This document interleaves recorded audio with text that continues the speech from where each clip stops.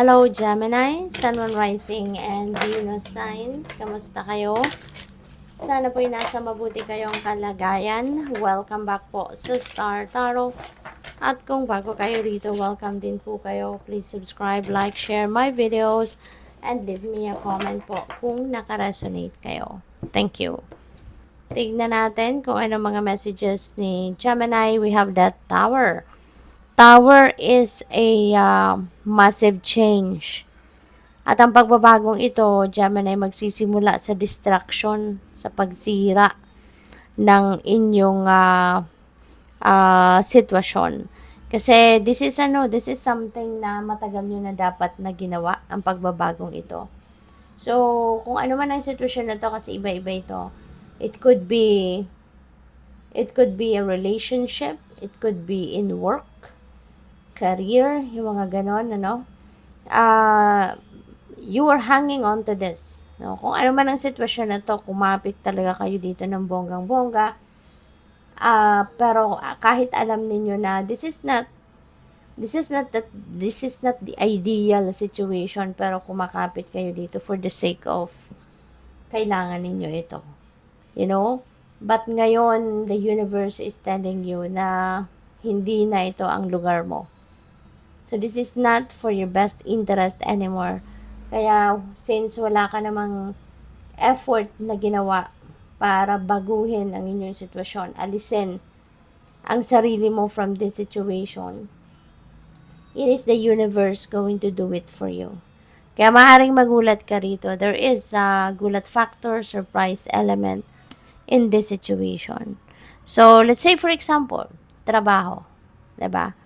So, this could be work na alam mong nahihirapan ka na dyan, alam mong it's taking a toll on you already, hindi ka rin naman na contented, hindi ka fulfilled sa trabahong ito, hindi ka masaya sa trabahong ito, at maaaring it has a toxic effect na din sa inyo, diba? Kasi baka yung mga kasama mo, yung boss mo, talagang hindi healthy, no? Yung environment mo dyan sa trabaho. At para sa katawan mo din, no? Maybe this is not healthy for you anymore, diba? Pero hindi ka umaalis. Hindi ka nagre-resign, yung ganon, sa trabahong yan. Kumakapit ka because maybe that is your bread and butter. You know, ito lang yung siguro pinagkakakitaan mo, or ito lang, kasi po pwedeng maganda ang kita mo rito, pwedeng mataas ang sweldo mo rito, kaya kumakapit ka dyan. Pero kung titignan mo yung overall na sitwasyon mo sa trabaho, siguro hindi maganda, no? Hindi maganda para sa'yo. Kasi maaring wala kang harmony with the rest of the people around you.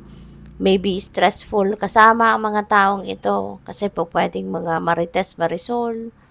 'Di ba? Yung parang siguro hindi maganda ang relationship mo sa kanila kasi ano mo na, kung puro nga nega ang mga taong ito. Pero because mataas ang sweldo, because nagbe-benefit ka pagdating sa pera, kaya nandiyan ka. You know, but overall, maybe it's not healthy para sa'yo. It's just the money. 'Di ba? Dahil malaki ang kita mo. So, pwedeng ganon. Yun ang napipick up ko dito. Kaya, the universe is going to remove you from that situation. You know? O pwedeng ganon ang mangyayari. Pero, kung saan ka dadalhin ng universe dito, you know, marirealize mo yan na sana pala. 'Di ba? Noon pa to nangyari. Kasi kung saan ka dadalhin ng universe, you will be aligned with your destiny. And when you are aligned with your destiny, you will be happy, you will be contented, diba? You will be at peace. So we have 5 of Pentacles. For some of you, maybe there are financial constraints, financial problems, financial difficulties, na may mga struggles kayo, may mga hardships pagdating sa finances. Pwedeng may mga ganon. So, baka kasi, ang iba talaga sa inyo, baka nangyari na, ito si Tower, na baka inalis ka na talaga, baka it's either napilitan ka ng umalis sa trabaho, or pwedeng ang iba sa inyo na lay off sa trabaho for whatever reason. Baka merong restructuring na sa kumpanya, nagbabawas na ng tao, mga ganon, or forced resignation. So whatever the case may be, feeling ko, this is the effect na of the Tower moment, Kaya for now, may ganon na baka hindi ninyo napaghandaan, 'di ba? Hindi kayo nakapag-save, hindi kayo nakapagtabi, hindi kayo nakapagpasiguro ng pera. Kaya maaaring 'yon, you're struggling with money. Pero huwag kang mag-alala kasi always think positive, always project positivity, Gemini. Kasi 'di ba nga, lagi ninyong iisipin na kapag merong pintong nagsasara, it's because something new is getting ready to open for you. Meron at meron dadating. Kapag meron kang tinapos, meron kang sisimulan. Laging ganon. Kaya wag kang mag-alala. Don't worry. But instead, keep positive. Okay?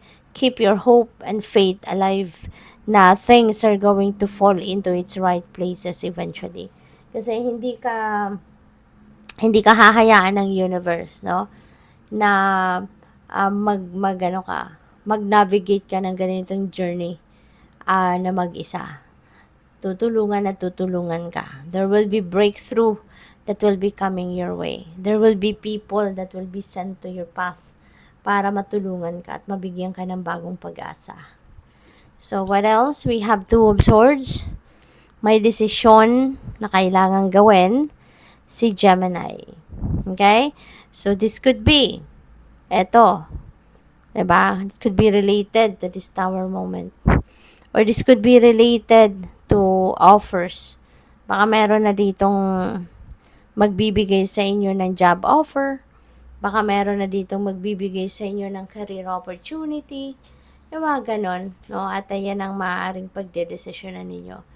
Or, pwede rin na yan ay pag-iisipan ninyo. If you are going to leave that situation, or magkokontra ka pa, mag-a-appeal ka pa, magko-complain ka pa, yung ganon, So, that could be related to that. So, tignan natin kung ano pa yung messages ninyo. And by the way, Gemini, maraming salamat muna sa ating member dito na si At Alexander Toralba 3777. Maraming salamat po for sending me super thanks. Maraming salamat sa inyong pag-share ng inyong mga biyaya. Thank you. So, we also have emotional desert, inactivity, and isolation. So, maybe this is what you really need right now. Okay? Mag-ano ka muna, step back ka muna sa kung anong pinagkakaabalahan mo. Spend time by yourself so that you can think better. Para makapag-isip-isip ka, makapagnilay-nilay at makapagmuni-muni ka. Okay? So, we also have past life guides. Ayan. So, pakinggan mo habang ikaw ay nagmumuni-muni. Pakinggan mo din yung mga mensahe mo from your intuition. Kasi your past life guides are here to help you. Merong sitwasyon ka. Merong sitwasyon ka ngayon na gusto ng past life guides mo na gabayan ka. So, pay attention to your intuition. Okay? Personal guide, your guardian angel and spirit family, including your past life guides, are there for you, Gemini. Sobrang suporta ngayon ang pinapadala ng universe sa inyo. Your guardian angel is there to help you, to guide you, to protect you, and also to help you sa bawat step, na pinagdadaanan mo sa ngayon. Your spirit family is there. They're just a prayer away. Hindi ka pinapabayaan, Gemini. You'll get through this. Kung ano man itong difficult situation na pinagdadaanan ninyo, just hang in there. Never give up. Don't lose hope. Because nandiyan sila, full force, Pakinggan mo lang sila. Okay? Just pay attention to the messages that they are sending you through intuition, through signs, omens, synchronicities, kasi nandiyan dyan sila, tinutulungan ka.